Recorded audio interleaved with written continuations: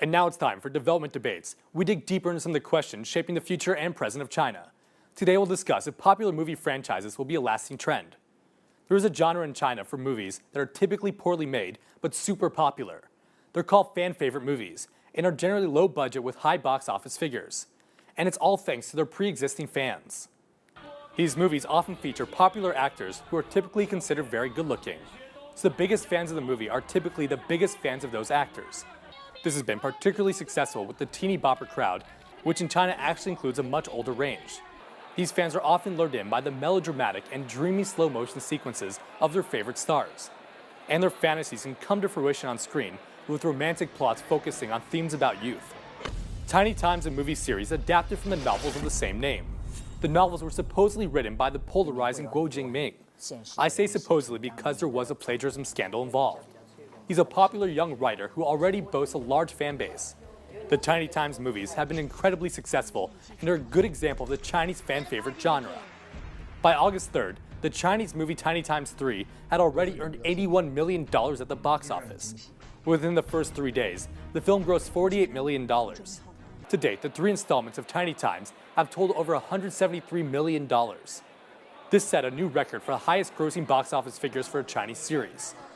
Tiny Times follows the film's narrator and protagonist Lin Xiao, who's played by one of the most popular Chinese actresses named Yang Mi. Along with her best friends, they navigate relationships, work, and life in Shanghai. Although the movie was a commercial success, it received mostly negative reviews from Chinese movie critics. Their critics frequently called the plot superficial. They were often ticked off by the central role money plays in it, particularly the importance of having money to achieve happiness. Every character in the movie lives in ostentatious, unrealistically large houses. They only wear and use expensive luxury goods. Critics were also bothered by this unrealistic portrayal of youth, which might not be fair considering it's supposed to be creating a relatable fantasy life.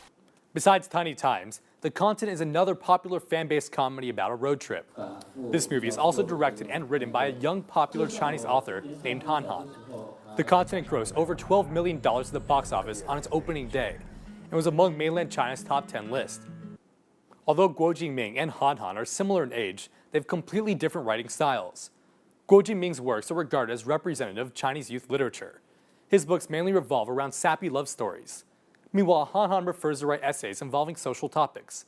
The two are seen as opposites, if not rivals, by the public. The huge earnings of these films have made those in the industry optimistic about them. Zhang Zhouru, the manager of the Beijing Zhouru Media Company, said the movies will have high pre-sale box office figures as long as the actors or the directors already have a large fan base. He added that fan-favorite movies need to improve in quality, but people can't ignore the huge success and vitality their fans bring. Yin Hong, a professor of journalism and communication at Tsinghua University, pointed out that both these fan-favorite movies are of low quality. Yin says they contain no real substance. In that Guo's movies are like fashion shows because they're full of luxury brands. And Yin criticized Han's movies as creating the feel of reading a teenager's private diary. Along with this criticism, he challenged the sustainability of this trend. He believes the commercial success of these films is just a short-term phenomenon. Yin adds that this phenomenon can be attributed to adolescent fans, but he believes the enthusiasm will easily dissipate. He even believes that these movies will have no real permanent effect on the Chinese movie industry. Only real movies with in-depth cultural connotations can be considered classics.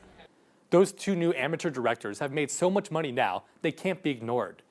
Critics seem worried that these successful films will force others to conform to this movie-making style, which could mean more movies they love to hate. It's very likely that studios will try to replicate their success, and they have good reason to do so as long as these fan bases stay strong.